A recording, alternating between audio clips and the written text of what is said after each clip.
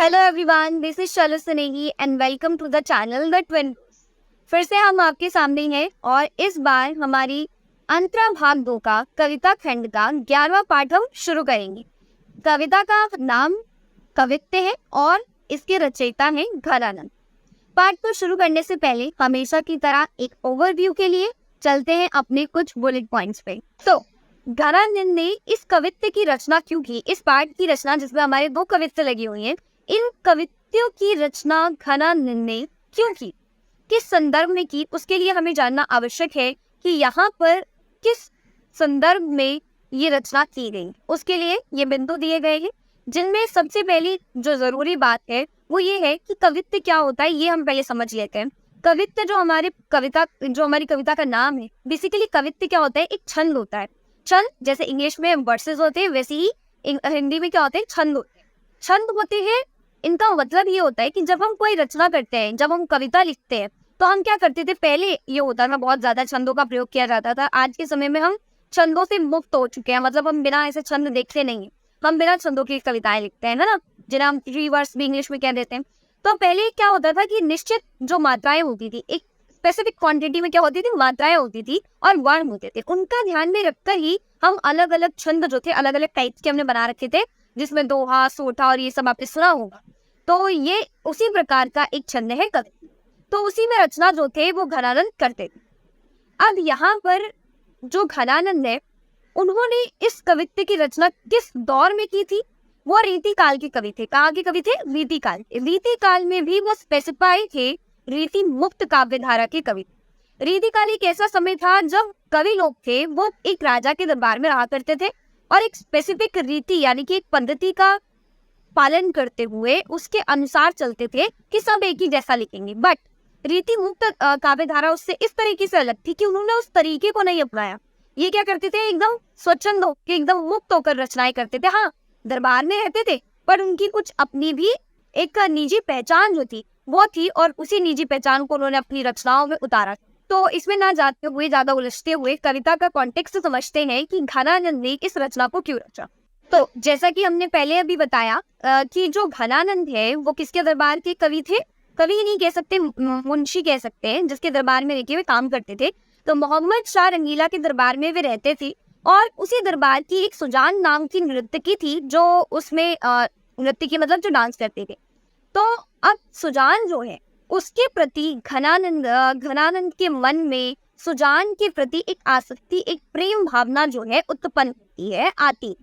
घनानंद सुजान से प्रेम करने लगते हैं। जब ये खबर पूरे दरबार में फैलती है तो दरबार के जो कुछ लोग थे, दरबारी थे, वो क्या करते हैं? घनानंद से जलने लगते हैं, क्योंकि घनानंद जो थे एक तो गायन में भी अच्छे थे और ऊपर से वे कवि थे और वीर मुंशी थे दरबार के। तो जाहिर सी बात है, ऐसा होता है कि जब आप बहुत ही बड़े हो जाते हैं या अच्छे हो जाते हैं, आपके अंदर क्वालिटीज होती है, तो लोग आपसे जलने लगते हैं। तो ऐसा ही हुआ घनानंद के साथ कि दरबारी जो थे वो उनसे जलने लगे। तो उन्होंने एक षड्यंत्र रचा जिसके तहत ये था कि उन्हें दरबार से ये जो बादशाह थे दरबार के, मोहम्मद शाह रंगीला, इनके द्वारा दरबार से निकाल दिया गया। तो जब घनानंद जो थे वो सुजान के पास गए कि अब मुझे तो देश निकाला दे दिया गया, मुझे यहाँ से जाना पड़ेगा दरबार से, तो तुम भी मेरे साथ चलो। लेकिन जो सुजान थी वो उन्हें मना कर देती है। अब ये बात जब घनानंद को पता चलती है, जब घनानंद इससे गुजरते हैं, तो वो क्या करते हैं?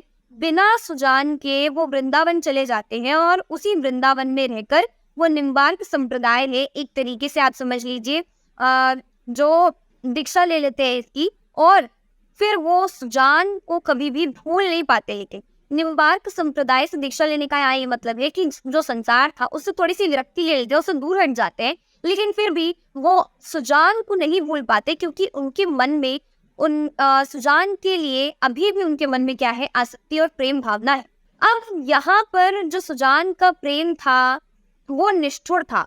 इसका ये मतलब हुआ कि सुजान के मन में कोई भावना नहीं थी, लेकिन जो घनानंद थे उनके मन में प्रेम भावना थी।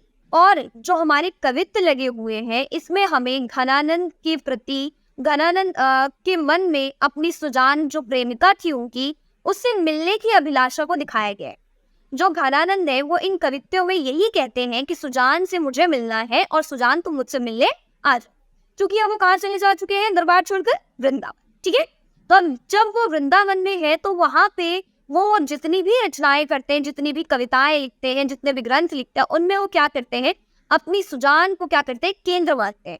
हाँ, हमें ये भी देखने को मिलता है कहीं कहीं ईश्वर से जोड़कर देखते हैं, कृष्ण से जोड़कर देखते हैं, लेकिन वो सुजान नाम को नहीं छोड़ते। अपने उन्होंने एक लौकिक रूप से संसार से कहाँ बना दिया, अलौकिक बना दिया, परमेश्वर के पास पहुंचा दिया, परमेश्वर का प्रेम के रूप में उसको बदल दिया। ये थी एक घनानंद, एक प्रेमी और एक कवि होने के सच्चे गुण। तो यहाँ पर जो घनानंद है, इस कवित्व में सुजान के दर्शन के लिए क्या है, व्याकुल है, और वो बार बार यही अपनी पीड़ा व्यक्त करते हैं कि वो मृत्यु की अवस्था में है, मरणावस्था में मरने वाले हैं, लेकिन फिर भी उस अंतिम दौर में भी वो किसे देखना चाहते हैं, सुजान को, जिसने उनके प्यार को कह सकते हैं हम ठुकरा दिया। तो अब यहाँ पर हम कॉन्टेक्स्ट अच्छे से जान चुके हैं कि इसके पीछे क्या स्टोरी थी और किस तरीके से जो घनानंद थे वो कैसे प्रेमी थे।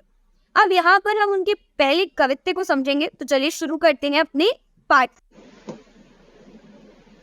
तो ये है हमारा पहला कवित्व, जिसे 2 भागों में बांट दिया गया है ताकि हमें अच्छे से समझ आ जाए।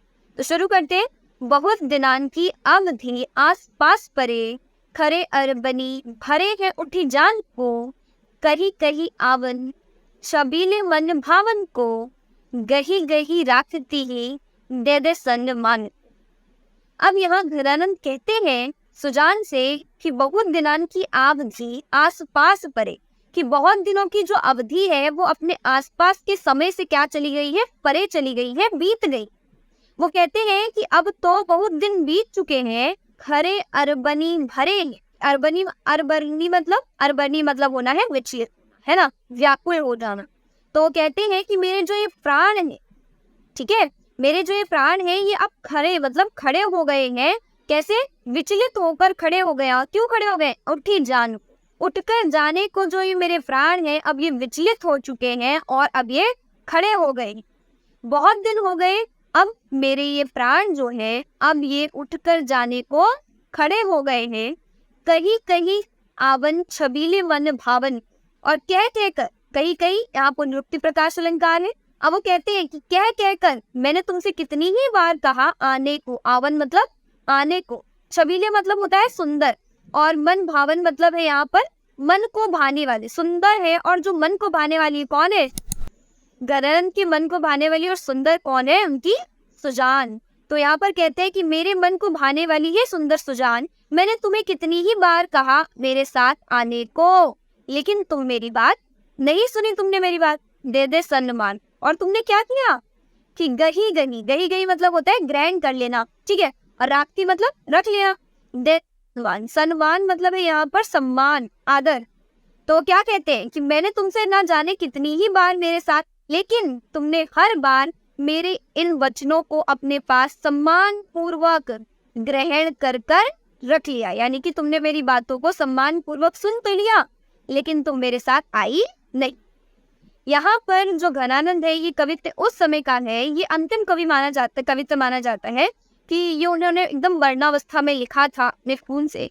तो ऐसी किंवदंती है, वैसे तो सच नहीं माना जा सकता, लेकिन फिर भी ये अंतिम क्षण उनकी मरणावस्था का ये जो कवित्व है ये बहुत ही ज्यादा मार्मिक है। वो इसमें बताते हैं कि अंतिम क्षणों में भी जो उनके अंतिम क्षण है जहाँ पर वो मृत्यु को प्राप्त होने वाले हैं, लेकिन फिर भी वो किसको याद कर रहे हैं, अपनी सुजान, अपनी सुजान को याद करते हुए अंतिम क्षणों में वो कहते हैं कि बहुत दिन बीत गए अब तो, और अब मेरे प्राण अब जाने को विचलित हो उठे हैं, लेकिन फिर भी मेरे प्राण जो है वो किसके लिए रुके हुए, सुजान के लिए रुके हुए।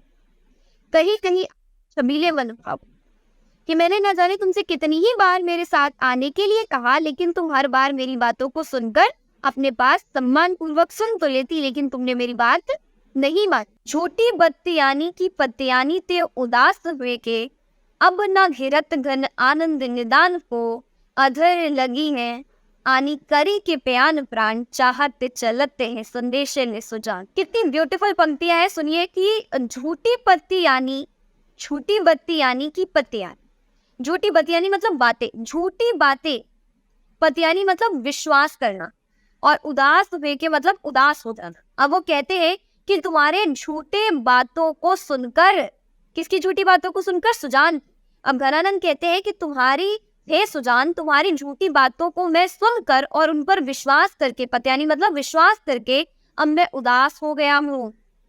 अब ना घिरत घन आनंद निदान हो। और अब जो ये घन आनंद है, एक तो घनानंद, अब यहाँ पे देखिए यहाँ श्लेष अलंकार है, इतना सुंदर प्रयोग करते हैं और कहते हैं कि घन आनंद निदान। अब यहाँ घन आनंद, घन मतलब क्या होता है, बादल भी होते हैं, और आनंद मतलब खुशी के, है ना, आनंद प्रसन्नता के, प्रसन्नता के जो बादल हैं, जो खुशी से आनंद से भरे हुए बादल है, कौन, सुजान को यहाँ कहते हैं कि आनंद से भरे हुए बादल कौन है, सुजान। और एक तरफ घनानंद उनका नाम भी है। जैसे कि हमने पहले भी बात की है, जब कोई कवि था, पहले के कवि क्या करते थे, अभी भी वो क्या करते, अपने नाम को कविता में, अपने रचना में, अपने कवित्व में, किसी भी छंद में लेकर जरूर आते हैं। तो यहाँ पर घनानंद भी एक तरीके से अपना नाम भी लेकर आते हैं और दूसरी तरफ वो इसको सुजान के लिए भी प्रयोग करते हैं और कहते हैं कि अब न घिरत, अब नहीं घिरते। और क्या नहीं घिरते, घिरते मतलब घेरना, जैसे बादल क्या करते हैं, घिरते हैं ना चारों तरफ आसमान में, वैसे ही यहाँ पर वो कहते हैं कि अब न घिरत घन आनंद निदान को। निदान मतलब होता है छुटकारा पा जाना, निवारण कर देना। तो वो कहते हैं कि अब नहीं घिरते घन की आनंद, अब खुशी के बादल जो है अब वो घिरते ही नहीं है, ताकि मेरी समस्याओं का निवारण हो सके, मैं अपनी समस्याओं से निदान पा सकूं, छुटकारा पा सकूं। यानी कि अब जो मेरे आनंद के घन है, जो मेरी सुजान है, अब वो आती ही नहीं है, ताकि मेरी समस्याओं का क्या हो सके, निदान हो सके, निवारण हो सके। मेरी समस्याओं को दूर करने के लिए मेरी सुजान जो है वो आती ही नहीं। अधर लगी है, अधर लगी है आनी करी के प्यान प्राण। अधर मतलब होठ, लगी है, होठ लगे हैं, कहाँ लगे हैं, होठों पर क्या लगे हैं, आनी करी के प्यान। प्यान मतलब होता है प्राण, यानी कि प्रस्थान करना, निकल जाना। और क्या निकल रहे हैं, प्राण। प्राण मतलब जो जीव है, जो आत्मा है, जो मेरे प्राण है, वो क्या कर रहे हैं, अब वो जाने के लिए कहाँ पर आकर रुके, अधरों पर। अब वो अधरों पर आकर रुक गए हैं प्रस्थान लेने के लिए, यानी कि जाने के लिए अधर लगी है आनी करी के प्यार। तो समझाते हैं और कहते हैं कि मैं मरणावस्था में हो चुकी, इसलिए जो मेरे प्राण है अब वो एकदम जाने के लिए तत्पर हो चुके हैं और आकर मेरे शरीर से कहाँ पर आ गए हैं, अब मेरे होठों तक आ गए हैं, मेरे अधरों पर आकर रुक गए। और क्यों रुक गए, चाहत चलत ये संदेशा ले सोचा, कि अब ये क्या करना चाहते हैं, चाहत चल, क्या चाहते हैं ये, चलन, ये संदेशा ये सुजान, कि संदेशा लेकर ही जाना चाहते हैं। और किसका संदेशा लेकर जाना चाहते हैं, सुजान का। तो यहाँ पर कहते हैं कि ये जो मेरे प्राण हैं, जो मेरे अधरों तक अब आ चुके हैं और बस निकलने ही वाले हैं, ये केवल बस इसलिए रुके हैं क्योंकि ये मेरी सुजान का संदेशा लेकर ही जाना चाहते हैं। तो यहाँ देखिए कि कैसा प्रेम है कि जहाँ सुजान ने उनको ठुकरा दिया था और उनके साथ आने के लिए मना कर दिया था, लेकिन फिर भी घनानंद उनके लिए जब मरणावस्था में है तब भी उनका एक शुभ समाचार लेकर ही जाना चाहते हैं, उनकी शुभ की कामना, उनके मंगल की कामना करते हैं और उनके जो संदेश है वो लेकर ही उनके प्राण जो है अब इस संसार से विदा लेना चाहते हैं। ऐसा प्रेम उनका। तो देखिए एक प्रश्न है कि कवि ने चाहत चलन ये संदेश ये सुजान को क्यों कहा, क्यों कहा है कवि ने, क्योंकि मरण से पहले, अपनी मृत्यु से पहले वो क्या करना चाहते हैं, सुजान की जो मंगल है, मंगल की कामना करते हैं और चाहते हैं कि सुजान कैसी है और किस तरीके से अपना जीवन गुजार रही है वो उनको एक बार पता चल जाए। वो एक मात्र लास्ट बार क्या करना चाहते हैं, अंतिम दर्शन अपनी सुजान के करना चाहते हैं, केवल उसके संदेशा मात्र सुनना चाहते हैं कि वो कैसी है, उनके दर्शन करना चाहते हैं। और क्यों कहा है, क्योंकि प्रेम पूर्वक उनसे प्रेम इतना है, सुजान के प्रति उनकी आसक्ति इतनी है कि उनके अभी भी मंगल की कामना वो करते हैं और उनका संदेशा लेकर ही संसार से विदा लेना चाहते हैं। हमारा दूसरा कवित्व है, आना कानी आरसी निहारे बो करोगे फॉलो, कहा मौचकित दशा त्यो न दीठी डोई है, मौनभुसो देखी वो किसेक पन पालियो जो, पुक भरी मुक्ता बुलाए आप बोल। तो दूसरा कवित्व का ये आधा पाठ है जैसा कि पहले किया था हमने। तो यहाँ अब घनानंद कहते हैं कि आना कानी आरसी, या आना कानी करना मतलब टालना बात को, है ना, कि आना कानी कर देना, उस बात को हटा कर कुछ और ले आना। ठीक है, तो यहाँ पर वो क्या करती है, कौन यहाँ पर करेगा, किसकी बात की आनाकानी करेगा, घनानंद की, और करेगा कौन, सुजान। तो यहाँ घनानंद कहते हैं कि आनाकानी क्यों करती हो? किसको कह रहे हैं? सुजान को कह रहे हैं। और कैसे वो आनाकानी कर रही है? आरसी निहारिबो। निहारिबो मतलब देखना। और क्या देख रही है वो? आरसी। आरसी होता है अंगूठी में, जो मतलब स्त्रियां अंगूठी पहनती है, उसमें जो शीशा या जो नग जड़ा होता है, उस नग को वो क्या करती है? वो यहाँ पर उसी नग को क्या कर रही है? निहार रही है, देख रही है। और क्यों देख रही है? क्योंकि वो उस बात से आनाकानी कर रही है, उस बात को टालने की कोशिश कर रही है जो घनानंद उससे पूछना चाहते हैं। तो घनानंद कहते हैं कि तुम मेरी बात को टालते हुए सिर्फ अपनी अंगूठी के इस नग को ही कब तक निहारोगी? कौलो मतलब कब तक? तो वो कहते हैं कि इस नग के जो ये नग है अंगूठी में, तुम इसको निहारते हुए कब तक मेरी बात को अनसुना करोगी? कब तक मेरी बात को टालोगी? कहा मोचकित दशा। अब वो कहते हैं कि तुम तो मेरी बात टालने में लगी हो, लेकिन मेरी जो दशा है, दशा मतलब मेरी जो परिस्थिति है, जो मेरी कंडीशन है, वो कैसी है? अब वो यहाँ पे समझाते कि कहा मोचकित दशा, मेरी तो ऐसी दशा है जो कि आश्चर्यचकित कर देने वाली है, विस्मित कर देने वाली। और फिर भी अगर मेरी इस दशा को देखकर तुम्हारी क्या त्यों ना दीठी डोली।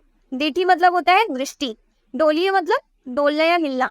तो कहते हैं कि मेरी इस चकित दशा को देखकर भी क्या तुम्हारा जो दृष्टि है वो तनिक भी डोलती नहीं है? क्या तुम्हारा जरा सा भी मन नहीं करता कि तुम जो अपनी अंगूठी है उसको छोड़ने, उसको देखने की बजाय तुम मेरी ओर देखो, मेरी इस चकित दशा को देखो जो सभी को हैरान परेशान कर देने वाली है? क्या मेरी इस दशा को भी, इस व्याकुल दशा को देखकर भी क्या तुम्हारी दृष्टि जरा सी भी नहीं डोलती, जरा सी भी नहीं हिलती? यहाँ पर जो घनानंद है वो शिकायत की तरह से अपने इस कवित्व में कहते हैं कि तुम आनाकानी करती हुई कब से इस आरसी, इस नग, इस अंगूठी में लगे हुए नग को ही निहारती रहोगी? कब तक? मेरी जो ये चकित दशा है, क्या तुम्हें ये विचलित नहीं करती? क्या तुम्हारी जरा सी भी दृष्टि नहीं हटती? मौन से देखो, देखी हो। अब वो क्या कहते हैं कि मौन हूँ यानी कि मौन होना। मौन होना मतलब चुप्पी साध लेना या चुप हो जा। तो वो कहते हैं कि मैं मौन हो जाऊंगा और मौन होकर मैं देखूंगा, देखी हो। और वो क्या देखेंगे मौन होके? कि तेक पन पाली हो। अब वो यहाँ पर कह रहे हैं सुजान से कि मैं भी मौन होकर ये देखता हूँ अब कि तुम कब तक, कि तेक मतलब होता है कब तक, कितनी देर तक, पन होता है प्रण, और पालियू मतलब पालन करना। तो वो कहते हैं कि मैं भी अपने मौन धारण करके अभी मैं भी चुप रहूंगा और मैं भी अब तुमसे कुछ नहीं कहूंगा। मेरी ये मौन रहकर अब मेरी मौन अवस्था में मैं ये देखूंगा कि तुम कब तक इस प्रण का पालन करोगी। और कौन से प्रण की पालन करने की बात कर रहे हैं? इस चुप्पी साध लेने के पालन करने का। ये जो प्रण है जिसमें वो क्या कर रही है, वो उनकी तरफ देख ही नहीं रही, तो कब तक वो उनको टालेंगी? ये भी उनका प्रण है। वो कहते हैं कि तुम अपना जो प्रण लेकर आई हो कि तुम मेरी बात ही नहीं सुनोगी, ना मेरी तरफ देखोगी, मैं भी मौन होकर अब ये देखना चाहता हूँ कि तुम कब तक, कितनी देर तक अपने इस प्रण का पालन करोगी। आगे वो कहते हैं कि कूक भरी मुक्ता बुलाए, कि मैं तो चुप रहूंगा, मेरी जो ये कूक भरी मुक्ता है। यहाँ देखिए विरोधाभास का सुंदर एक एग्जाम्पल दिया है उन्हें, और कहते हैं कि कूक भरी मुक्ता, कूक भरी यानी कि जिसमें शोर हो, ऐसा मौन। मुक्ता मतलब होता है मौन यानी कि चुप होना। क्या ऐसा कोई मौन होगा जिसमें आवाज होगी? जब हम चुप रहते हैं तो उसमें कोई आवाज होती है क्या? लेकिन ये उनके प्रेम की पराकाष्ठा है, जानते हैं कि मेरी तो मौन है उसमें भी क्या है, मुक्ता है। मेरी जो मौन है इस मुक्ता में भी मेरी क्या है, पुकार है।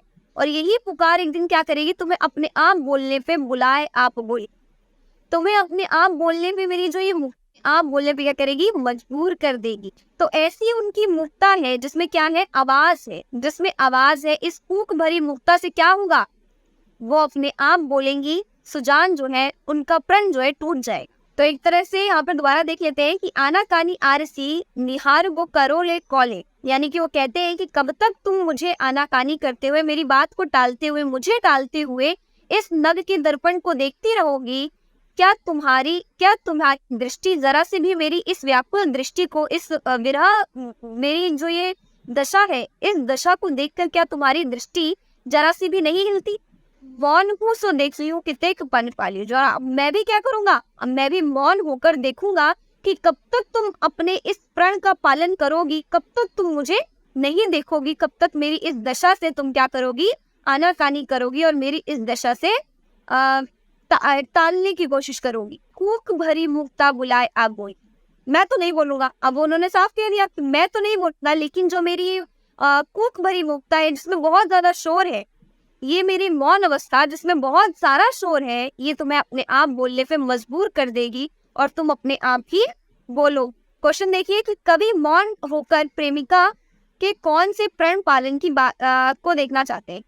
प्रेमिका ने कौन सा प्रण पालन लिया है? सुजान ने यहाँ पर ये प्रण लिया है कि अब वो उनकी तरफ देखेंगे ही नहीं, उनकी बातों को सुनेंगे ही नहीं, वो तो उनकी बातों को क्या कर रही है, टालने की कोशिश कर रही है। तो यहाँ पर जो सुजान है वो उस अवस्था में है जहाँ पर वो उनकी बातों को अनसुना कर रही है और उनकी बातों को टाल रही है। वे उनकी दशा से दृष्टि नहीं डालना चाहती, उनकी दशा में। यही उनका प्रण है कि कब तक वे उनसे क्या बनी रहेंगी, एकदम निष्क्रिय बनी रही, मतलब कुछ कि वो करेंगी भी नहीं और ना वो उनकी तरफ देखेंगी, ना उनसे बात करेंगी। यही उनका प्रण जो है, वो जो हमारे कवि है वो देखना चाहते हैं कि कब तक वो इस प्रण का पालन करेंगी। एक दिन तो उनकी जो ये कूक भरी उनकी मुक्ता है, जो ये जिसमें शोर है, जिस मुक्ता में, ये उन्हें बोलने पर मजबूर करेगी और जो इनका प्रण का पालन कर रही है जो अपने, वो टूट जाएगा। तो अब घनानंद ने कह दिया है कि उनकी जो कूक भरी ये मुक्ता है, ये उन्हें बोलने पे क्या करेगी, मजबूर करेगी। उन्होंने तो साफ कह दिया कि मैं तो चुप रहूंगा, लेकिन मेरी इस चुप्पी में भी इतना शोर है, इतनी कूक है कि ये तुम्हें अपने आप बोलने पे मजबूर करेगी। और आगे वो कहते हैं कि जान घनानंद यो मोही तुम्हें पैज परी, जानियोगे टेक टरे कौन धो मलो लिए, रुए दिए रहे हुए कहाँ लो बहराए बकी, कबहू तो मेरी पुकार कान खोली। कि वो फिर से कहते हैं कि मेरी जो ये पुकार है, कौन सी पुकार, मूक भरी पुकार, मैं शोर नहीं कर रहा मैं, लेकिन फिर भी मेरी इस मौन अवस्था में भी क्या है, पुकार है, और ये एक दिन तुम्हारे कान जरूर खोल देगी। अब देखिए कि जान घनानंद यो मोही तुम्हें पैज परी, कि जान घनानंद, अब घनानंद वहां जाएगा, वहां क्या है, श्लेष अलंकार है। क्यों? क्योंकि घनानंद में वो एक तरफ अपने नाम का भी आश्रय देना चाहते हैं और दूसरी तरफ वो सुजान की ओर भी इंगित कर रहे हैं। तो वो कहते हैं कि जान घनानंद यो मोहित, कि अब तुम जान लो हे घनानंद, हे घन के आनंद, हे मेरे आनंद के बादल सुजान, अब तुम जान लो कि मोही पैज परी, अब तुम्हारे साथ मेरी क्या पड़ गई है, पैज। पैज मतलब होता है बहस या होड़, ठीक है। तो अब उनकी क्या पड़ चुकी है, सुजान के साथ अब उनकी होड़ पड़ चुकी है। किस चीज की होड़ पड़ चुकी है, कि अब देखते हैं कि कौन अपनी चुप्पी जो है वो साध कर ज्यादा देर तक रहेगा और कौन जो है, देखो एक तरफ सुजान जो है वो बोलना नहीं चाहती, ना उनकी तरफ देखना चाहती है, उन्होंने प्रण धारण कर लिया है कि वे उन्हें टालती रहेंगी, आनाकानी कर। लेकिन दूसरी तरफ वही घनानंद है जो उन्हें जो चुप है, लेकिन फिर भी वो उन्हें कोशिश कर रहे हैं कि वो उनसे बोले और उनसे बात करें, उन्हें बोलने के लिए आह्वान कर रहे हैं, है ना। तो यहाँ पर दो है और दोनों के बीच में क्या पड़ गई है, पैज, यानी कि होड़ लग गई। और अब वो कहते हैं कि इस होड़ में अब देखते हैं कि कौन जीतेगा। जानियोगे टेक टरे कौन धो मलाली। अब टेक टरे मतलब क्या होते हैं, टेक मतलब होता है जिद और टरे मतलब है हट जाना। तो अब वो बोलते हैं कि आप अब देखेंगे, अब ये जानेंगे कि किसकी टेक जो है, किसकी जिद पहले जो है टूटती है और कौन अपनी जिद के टूटने पर मलालिए मतलब मलाल करता है, पछताता है। तो अब वो यहाँ पे क्या कहना चाह रहे हैं कि अब तो हम दोनों की होड़ लग गई है कि सबसे पहले अपनी चुप्पी कौन तोड़ेगा, ठीक है, ये होड़ है। और कौन अगर जिसने अपनी जो ये शर्त है, जो ये बहस है, जो हमारी होड़ लगी है, जिसने सबसे पहले हार मान ली, जिसने अपनी जिद खो दी, वो कौन जो अपनी जिद को छोड़ देगा, अपनी जिद को खत्म कर देगा और फिर पछताएगा। अपनी जिद को छोड़ने के बाद कौन है वो जो पछताएगा। वो यहाँ पर ये कहना चाहते हैं कि रोई दिए रहोगे कहाँ लो बहराए, रोई दिए रहने मतलब कान में रुई दे देना, मतलब किसी की बात को अनसुना कर देना, है ना। तो वो कहते हैं कि कब तक रुई दिए रहोगे, कब तक अपने कानों में तुम रुई देकर रखोगे, लो बहराए बे, मतलब अपने कानों को बहरा करने के लिए तुम कब तक अपने कानों में रुई देकर रखोगे। कबहू तो मेरी ये पुकार कान खोली, लेकिन तुम अपने कानों में चाहे कितनी भी रुई डालकर रह लो कि तुम्हें कुछ सुनाई नहीं देगा, लेकिन फिर भी क्या होगा कि कभी तो कभी मेरी ये पुकार तुम्हारे कान खोल ही देंगी।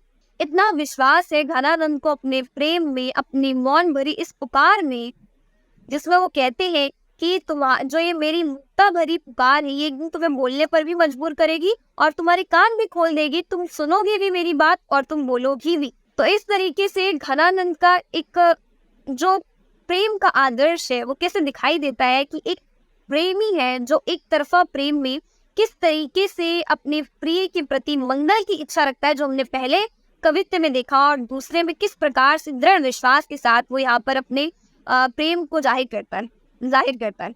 अब यहाँ पर महत्वपूर्ण प्रश्न में कवि ने किस प्रकार की पुकार से कान खोलने की बात की है। कैसी पुकार है उनकी? इतनी बार बताया कि उनकी पुकार जो है वो मौन भरी है। मौन भरी भी कई पुकार होती है, विरोधाभास अलंकार, जहाँ दो अलग अलग बातें एक ही साथ कह दी जाए। अब कूक भरी मुक्ता है भाई, कूक भरी मुक्ता होती है कहीं कि चुप है लेकिन उसमें से आवाज आ रही है, ऐसा थोड़ी होता है। तो ये जो चीजें हैं विरोधाभास वाली, ये आपको कविताएं में देखने को मिलेगी। कविता जो एक कवि है वो कुछ भी कर सकता है, कवि की ताकत, कलम की ताकत। तो यहाँ पर जो कवि है किस प्रकार की मौन की पुकार की बात कर रहे हैं? मौन भरी पुकार की बात कर रहे हैं जिसमें आवाज नहीं आती है, और यही मौन भरी पुकार एक दिन क्या करेगी? उनके कान खोल देगी, सुजान के कान खोल देगी। उनकी पुकार में क्या है? एक मुक्ता है, वो चुप है। कौन चुप है? घनानंद। लेकिन फिर भी उनकी जो ये मौन भरी पुकार है ये एक दिन उनके कान अवश्य खोल देगी। तो इसी के साथ हमारे जो दो कवित्व हैं ये खत्म होते हैं। शिल्प सौंदर्य देख लेते हैं।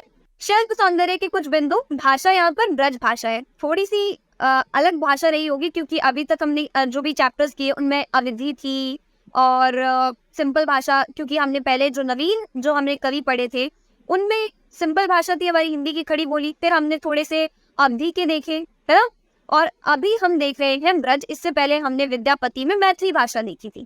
ठीक है, तो इस तरीके से आप रिलेट करते रहिए कि आपने कहाँ चीज कौन सी पढ़ी है, तो आपको भाषा जो है वो अच्छे से याद रहेगी।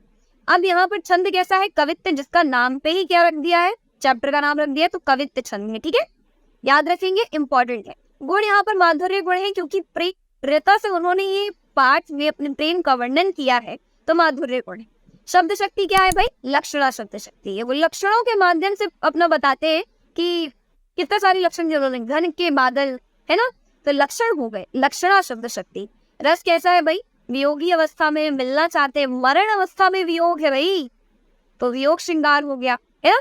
अलंकार यहाँ पर बहुत प्रास अलंकार है, पुनरुक्ति प्रकाश है, श्लेष अलंकार बार बार बताया गया। घनानंद और सुजान एक तरफ वो यहाँ पर कृष्ण को भी इंगित करते कि अंतिम समय में वो किसको याद करे? सुजान को तो याद कर ही रहे हैं, साथ ही में अपने ईश्वर, अपने कृष्ण को भी याद करे कि कृष्ण भी एक बार आकर उनको अपने दर्शन दे दे। विरोधाभास अलंकार भी बताया कि भाई चुप्पी तो बिना आवाज की होती है, लेकिन यहाँ पर उन्होंने तो जो मुक्ता है, जो मौन है, उसमें भी क्या डाल दी? आवाज डाल दी।